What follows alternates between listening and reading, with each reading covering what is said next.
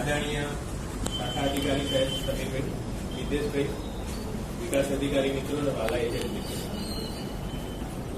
આજે આપણે જે 74મો સ્વાતંત્ર્ય પર્વ ઉજવી રહ્યા છીએ એની અંદર સવારે જો આપણે વડાપ્રધાનશ્રીનું રાષ્ટ્રજોગ સંબોધન આપણે સાંભળ્યું હોય તો એમનું મેક્સિમમ ફોકસ અત્યારે આત્મનિર્ભર ભારત ઉપર.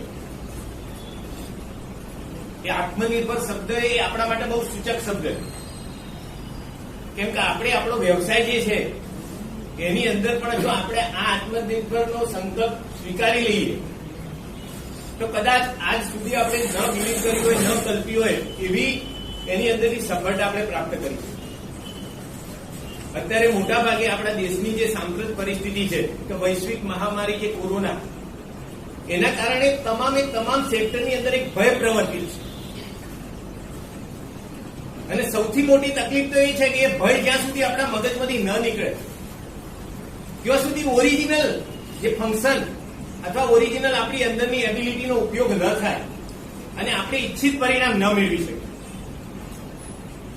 એટલે સૌથી પહેલા તો આપણે એક વ્યવસાયિક વ્યક્તિ તરીકે આજે આત્મનિર્ભરનો મેસેજ છે એને દિલથી સ્વીકારવાની જરૂર છે. આપણે દુનિયાની અંદર ઘણી બધી આવી વિપત્તિઓ આવેલી છે, પણ એ વિપત્તિની અંદરથી એટલી વસ્તુ સાબિત થઈ છે કે કોઈ પણ મોટી તકલીફ આવ્યા પછી ખરેખર સૂર્યોદય થાય છે. આજે ભુજની અંદર તમે ભૂકંપનું ઉદાહરણ આપણા બધા જાણીએ છીએ કે એ પણ 26મી જાન્યુઆરી એક રાષ્ટ્રીય પર્વના દિવસે આવેલું, પરંતુ એ પછી ભુજ શહેર અને ભુજ આજુબાજુના વિસ્તારે જે પ્રગતિ કરી એની આખા વિશ્વએ નોંધ લીધી. એવી જ રીતે એક અણુબોમ્બની ઘટના જાપાનના હિરોશીમા અને નાગાસાકી શહેર ઉપર થઈ. તો જયારે અણુબોમ્બ પડ્યા પછી આખી દુનિયા એવું માની લીધું કે હવે જાપાનનો સફાયો થઈ ગયો, ક્યારે આ મોટી ઘાતક પરિસ્થિતિમાંથી બહાર નહીં આવી શકે.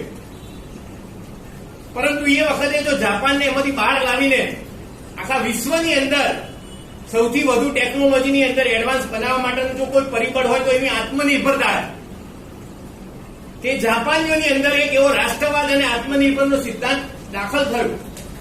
એ લોકોએ અંદરથી એને જુનૂનને પોઝિટિવ લીધું કે જે અમેરિકાએ આપણા ઉપર હુમલો કર્યો છે તો હવે આપણે અમેરિકાની એક વસ્તુ વાપરવી નથી. તમામ પ્રકારની આપણી જરૂરિયાતોનું સર્જન આપણે જાતે કરવું છે. અને સમગ્ર દેશે જયારે વસ્તુ સ્વીકારી ત્યારે આજે આપણે એના પરિણામ જોઈ શકીએ છીએ કે જાપાન દુનિયાની અંદર ટેકનોલોજીની અંદર સૌથી એડવાન્સ, એની પ્રોડક્ટોની એની જે બ્રાન્ડ નેમ છે ફક્ત એના નામ ઉપરથી આપણે પ્રોડક્ટ બિંદાસ ખરીદી શકીએ. તો આ જે વસ્તુ જ બતાવી રહી છે એ જ રીતે આપણે સુરતની અંદર પ્લેગની બીમારી આવી, તો પ્લેગની બીમારી અંદર બહુ મોટા લોકોનું મરણ થયેલું. લોકોએ વિચારેલું કે હવે સુરતમાં રહેવા જ ના જવાય. ત્યાર પછી સુરતે જે પોતે પરિવર્તન લાવ્યું, જે હાર્ડવર્ક અને એની અંદર જે સફાઈના મોટા મોટા કાર્યક્રમો કરી અને એને જે પ્રગતિનું સ્થાન મેળવ્યું, આજે સુરત ગુજરાતના અગ્રેસર શહેરોની અંદર ખૂબ જ પ્રગતિમય શહેર તરીકે વિકસિત બની ગયું. તો આ બધી ઘટનાઓનું ઉદાહરણ આપણને એટલું તો બતાવે છે તો કોઈ પણ મહામારી, કોઈ પણ તકલીફ આવે તો આપણે ડરી જવાની જરૂર નથી. ભગવાને જયારે કોઈ સમસ્યા આપી છે તેનું સમાધાન પણ ચોક્કસ આપેલું જ હશે, પરંતુ આપણે ઇન્ટરનલી મજબૂત થઈ એનો સામનો કરવા માટે સજ્જ થવાની જરૂર. અત્યારે કોરોનાના લીધે ઘણા બધા એજન્ટ મિત્રો એવું વિચારે છે કે સાહેબ હમણાં તો કોરોના જ્યાં સુધી વેક્સિન ના આવે ત્યાં સુધી આપણે રિસ્ક લેવું નથી, જિંદગીમાં એક વર્ષ ધંધો નહીં થાય તો ચાલશે. હવે આ પ્રકારનો કમ્ફર્ટ ઝોનમાં બેસનાર વ્યક્તિ કદાચ પ્રગતિ નહીં કરી શકે, કેમ કે પરિસ્થિતિ વિપરીત છે આપણે માનીએ છીએ, પરંતુ એ પરિસ્થિતિમાંથી બહાર આવવા માટે આપણે ક્યાંક ને ક્યાંક તો આપણામાં પરિવર્તન લાવી અને કઈક એવા પ્રયત્નો કરવા જ પડશે, જે આજે એલઆઈસી કરી રહી. એલઆઈસી જયારે કોરોનાની શરૂઆત થઈ, ભયંકર તકલીફ આવી ત્યારે તમારી કેર કરી છે. તમને 2, 15, 25 હજારના ઇન્સ્ટોલમેન્ટ આપી જયારે આપણું કમિશન માર્ચ, એપ્રિલ, મે ની અંદર લગભગ નહીવત બની ગયું, પ્રીમિયમ કલેક્શનો બંધ થઈ ગયા, ઇન્ટરેસ્ટ વેવ કરવાના કારણે લોકોએ પ્રીમિયમ ના ભર્યા, તો એજન્ટની આવક ઉપર મોટી અસર હતી. એજન્ટ જયારે આ વ્યવસાયની પોતાની બ્રેડ બટર મેળવતો હોય તો એના ઉપર જયારે તકલીફ આવી ત્યારે એક માતૃ સંસ્થા તરીકે એલઆઈસી આપણી કદર કરી. LIC ને પોતાની એ વખતે કોઈ મોટી આવકો નથી, પ્રીમિયમો પણ બંધ હતા, બ્રાન્ચો પણ બંધ હતી. Even March ending highest payment LIC ને કરવાના હતા. એની ઇમેજ અને પ્રેસ્ટીજ માટે બહુ ઇમ્પોર્ટન્ટ હતા. જો 28મી માર્ચના પેમેન્ટ LIC રાઈટ ટાઈમ ના કરે તો પ્રાઇવેટ કંપનીઓ બીજા દિવસે એને ન્યૂઝની હેડલાઇન બનાવી શકતી કે LIC જો તમે કહેતા હતા ગેરંટી સરકારની કંપનીને આટલું કમાય છે તો આ પેમેન્ટ તો કોઈને આપ્યા નહીં. લોકડાઉનમાં બધી જ બ્રાન્ચો બંધ હતી, છતાં પણ રાઈટ વે રાઈટ ડેટે તમામ મેચ્યોરિટી કે સર્વાઈવલ બેનિફિટના પેમેન્ટ LIC રાઈટ વે બધાના ખાતામાં નાખ્યા. આપણા ગ્રાહકો પણ આશ્ચર્યચકિત થઈ ગયેલા, એ લોકો પણ એક્સપેક્ટ ના કરતા. એમને પણ એમ હતું કે બધું બંધ છે એટલે આ વખતે મહિનો લેટ પેમેન્ટ આવશે. પરંતુ સંસ્થાએ પોતે પોતાની ઇમેજ જે પ્રોમિસ ટુ પે નું કમિટમેન્ટ છે એને નિભાવવા માટે આટલી મોટી તૈયારી ઓનલાઈન બધાના ઇવન એવિડન્સ પણ લોકોના નથી મળ્યા. પોલિસી ડોક્યુમેન્ટ, વાઉચર, KYC આ બધું જ ફિઝિકલ આવ્યું નથી. ફક્ત વોટ્સએપ ઉપર ફોટા પણ જો આવ્યા હોય એના ઉપર LIC એ બધાને ઓન ધ સ્પોટ એના રાઈટ ડેટે નિફ્ટ દ્વારા પેમેન્ટ કર્યા. એ બધા શા માટે કર્યા? એ ન કર્યા હોત તો તકલીફ કોને પડનારી હતી? કોર્પોરેશનના એક ફિલ્ડ ફોર્સ તરીકે, જે માર્કેટના સોલ્જર તરીકે આપણે બધાની આવક ઉપર સીધી અસર પડનાર હતી. ઇમેજ 10% પણ જો LIC ને ડાઉન થાય તો આપણો વ્યવસાય 20% ડાઉન થઈ શકે. બીજી પરિસ્થિતિમાં LIC તમને 2 વખતે 15 એપ્રિલ ને 15 મે 25,000 ના ચેક તમામ એજન્ટના ખાતામાં નાખ્યા. કેટલીય કંપનીઓએ લોકોને પગાર નથી આપ્યા, કર્મચારીઓની નોકરીની અંદર પગારમાં કાપ આવ્યો, કેટલી કંપનીઓએ માણસોને રાજીનામા અપાવી દીધા. એવા સંજોગોમાં આપણી માતૃ સંસ્થાએ આપણી કેર કરી. તો આ કેરનું ઋણ અદા કરવાનો સમય હવે છે. અત્યાર સુધી આપણે લોકડાઉનની અંદર હતા, હવે જયારે ઓપન માર્કેટમાં કામ કરવા નીકળ્યા છીએ ત્યારે સંસ્થાએ જયારે આપણને તકલીફમાં જે હેલ્પ કરી, જે માતૃ સંસ્થા તરીકે આપણને એક વડીલ તરીકે કે મા બાપ તરીકેની કેર આપી, તો એનું ઋણ ચૂકવવા માટેનો હવે આપણો આ જે શ્રમ યજ્ઞ શરૂ થયો. અને આની અંદર આપણે એવી માનસિકતા બનાવી કે સાહેબ હમણાં તો વેક્સિન આવે પછી જ કામ કરીશું, તો બહુ ગેરમાન્યતા. હા, આપણે પ્રિકોશન ચોક્કસ રાખવાના છે, સાવધાની સાથે કોઈ બાદછોડ નથી કરવાની. સોશિયલ ડિસ્ટન્સ મેન્ટેન કરવાનું છે, માસ્ક પહેરવાના, સેનેટાઈઝ કરવાનું છે.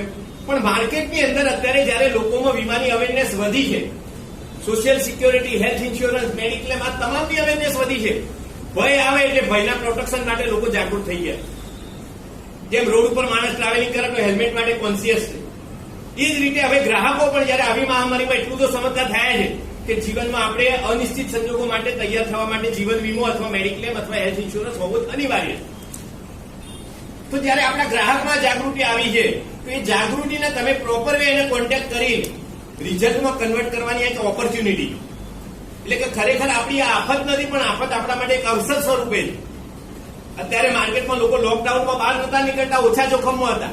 હવે જયારે પ્રેક્ટિકલી માર્કેટમાં વર્કિંગમાં આવ્યા છે તો રિસ્ક વધ્યું છે. આ સમજાવવાનું કામ એક ફિલ્ડ ફોર્સ તરીકે આપણું છે કે સાહેબ હવે તમારું જોખમ વધી રહ્યું છે. અત્યાર સુધી ઘરે હતા તો સેફ હતા, જોખમ વધ્યું છે તો ગમે ત્યારે કોરોનાના સ્પર્શમાં તમે કે તમારા કોઈ કોન્ટેક્ટ વાળી વ્યક્તિ આવે અને એના કારણે તમે સંક્રમિત થશો તો અમારી ગાઈડલાઈન પ્રમાણે અમે તમને 6 મહિના સુધી પોલિસી નહીં આપી શકીએ. 6 મહિના સુધી રિસ્ક તો 0 છે જ નહીં. ઉપરથી આપણે યુદ્ધ ભૂમિ ઉપર ઉભા છીએ, ગમે ત્યારે આ સંક્રમણ આપણને પણ ટચ કરે. મારા મોટા ભાઈ ડોક્ટર છે, કડી સિવિલની અંદર RM હોય, એમને પોતાને કોરોના લાગી. એ સુપર સ્પ્રેડરનો રોલ છે કે સતત પબ્લિકના ટચમાં કે પેશન્ટોના ટચમાં જવાનું. તો એવા ઘણા બધા વ્યવસાયિકો માર્કેટમાં છે કે જેમને લોકોના સંપર્કમાં અતિશય અત્યારે આવવું પડે વ્યવસાયની કેટલીક મજબૂરીઓના કારણે. તો એવા લોકોને સમજાવવાનું કામ કોનું છે? એ લોકોને પ્રોટેક્ટ કરવાની અત્યારે આપણા પાસે ઓપોર્ચ્યુનિટી છે. અત્યારે ક્લોઝિંગ કુદરતે બાય આપણને આ કોરોનાના કારણે કમ્પ્લીટ આપી દીધું છે. વ્યક્તિને વિચારવા માટે કોઈ મુદત નથી. આપણે સીધું જ કહી શકીએ સાહેબ આજે તમને કશું જ નથી તો અમે વીમો આપીએ છીએ, કાલે તમને ક્વોરન્ટાઇન પણ કરવા પડશે તો વીમાના રિસ્ટ્રિક્શનો લાગુ પડી જશે. તો બેટર છે કે તમે અત્યારે એ માટે પોઝિટિવ થિંકિંગ કરો. એટલે કે આ દ્રષ્ટિથી આપણે આને ઓપોર્ચ્યુનિટી ગણીએ અને આપણો બેઝિક રોલ છે. જેમ આજે ચાઇનાના આપણી બોર્ડર ઉપર જયારે રિસ્ક આવ્યું તો અત્યારે 24 કલાક આપણું સૈન્ય ત્યાં તૈનાત છે. એક નાનકડી ઘટના પાછળ આપણે કેટલા સચેત થઈ ગયા. આપણે રાફેલ જેવા પ્લેન ઇમરજન્સી ડિલિવરી કરાવી ટોટલ અત્યારે એની વ્યવસ્થા લડવા માટે ચારે બાજુ આપણે ગવર્મેન્ટ સચેત કર્યું. તો કોઈ પણ ઘટના છે એના પરિણામ સ્વરૂપ જયારે આપણે જે આવી સાવધાની જરૂર છે તો આપણા ઇન્સ્યોરન્સ ફિલ્ડમાં પણ આ એક અત્યંત સાવધાની વાળી પડશે.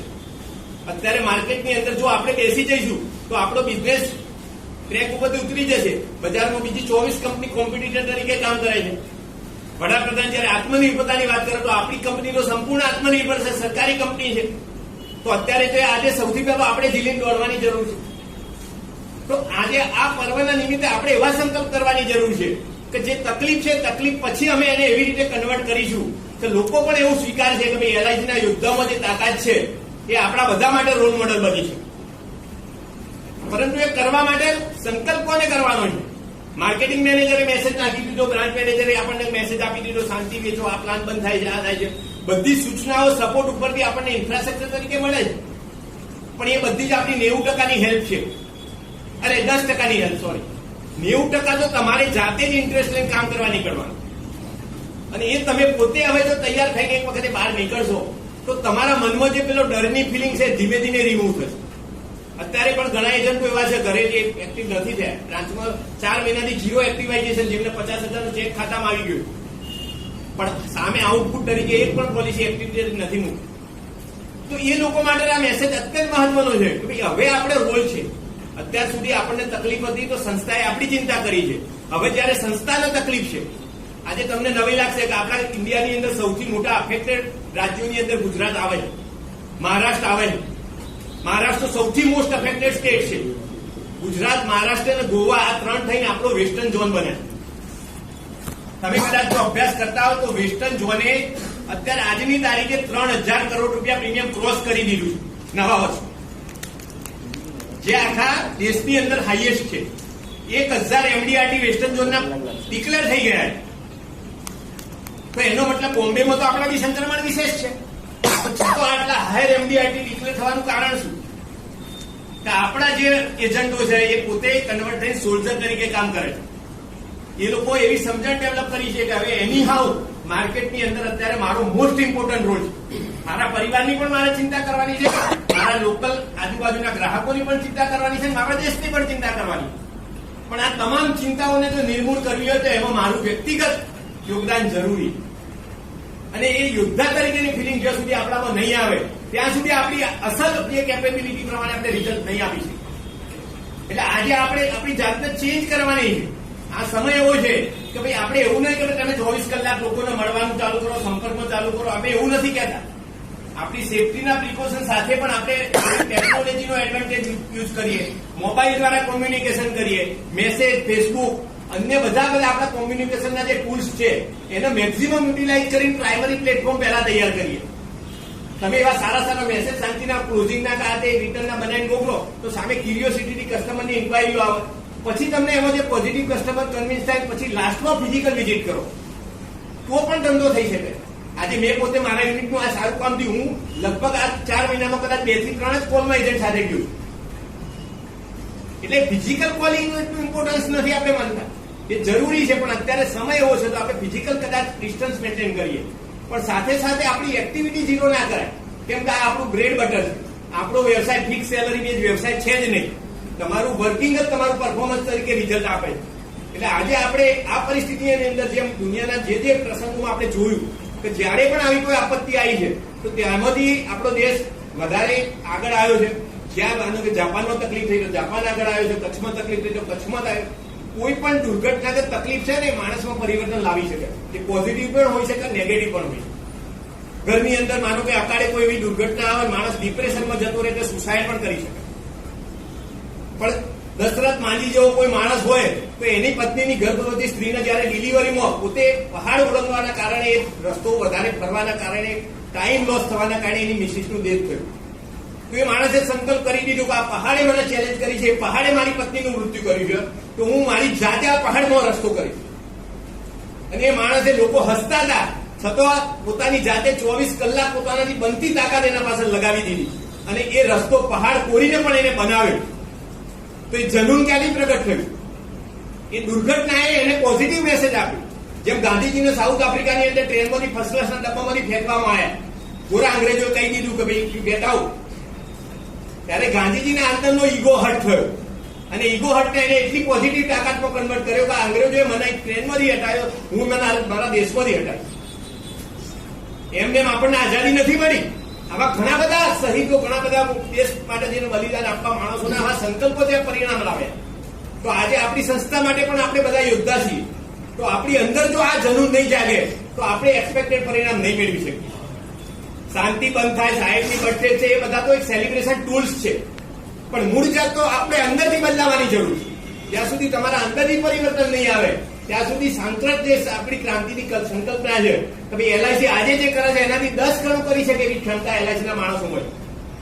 પણ એ 10 ગણું કરવા માટે એ અંદરના જે યોદ્ધાની અંદર એ ફીલ થવું જોઈએ, એના અંદરનું આત્મગૌરવ કે એને આત્મનિર્ભર બનવાનો સંકલ્પ લેવો પડે. અને એ જો આજના દિવસે આપણે કરીશું તો ચોક્કસ આવી તો બધી દુર્ઘટનાઓ કે સમસ્યાઓનું આપણે સમાધાન પણ શોધી શકીશું. અને આગામી સમયમાં આપણી બ્રાન્ચ આજે ડિવિઝનની અંદર સાહેબે મને કીધું કે જયેન્દ્રભાઈનું યુનિટ ડિવિઝનનો સેકન્ડ છે, પણ એ સેકન્ડ આવવા પાછળ ટીમ લીડરનો બહુ મોટો રોલ છે. મિતેશભાઈ અને સાહેબનું અમને જે સરકારને જે યોગદાન પ્રાપ્ત થયું છે, બ્રાન્ચનું ટોટલ ટીમ, સ્ટાફ મેમ્બરો અને બધા જ કર્મચારીઓ દ્વારા જે સપોર્ટ મળ્યો છે, એના કારણે આપણી બ્રાન્ચ આજે આખા ડિવિઝનમાં 3rd નંબર ઉપર છે જીવન શાંતિમાં. વ્યક્તિગત યુનિટની અમારી જન્મ નથી, પણ સામૂહિક કલોલની ટીમ પણ કાર્યરત છે. તો એ ટીમ પણ આજે સન્માનની હકદાર છે, કેમ કે એ બધાનું આ યોગદાન છે. પરંતુ આજે આ એક સારું સ્ટેટસ મેળવ્યા પછી એ સ્ટેટસને મેન્ટેન કરવું, આગામી સમયમાં પણ એ ટોપ પોઝિશન ઉપર રહેવું, એ આપણા માટે એક મોટી ચેલેન્જ છે. અને ચેલેન્જ આજે આટલા 45 માણસો આપણે ભેગા થઈને જો સ્વીકારી લઈશું તો કદાચ એ 45 પેલા 450 જે સૂટેલા છે એમને પણ દોડાશે. અને એ જ આજનો આપણો બોધપાઠ છે. આપણે આજે આ સારા પર્વના નિમિત્તે આવો સારો સંકલ્પ લઈ બ્રાન્ચના આ વખતે ડિવિઝનની ટોપ બ્રાન્ચ બનાવીએ. ઝોનની અંદર પણ અત્યારે આપણી બ્રાન્ચ ટોપ 10માં છે.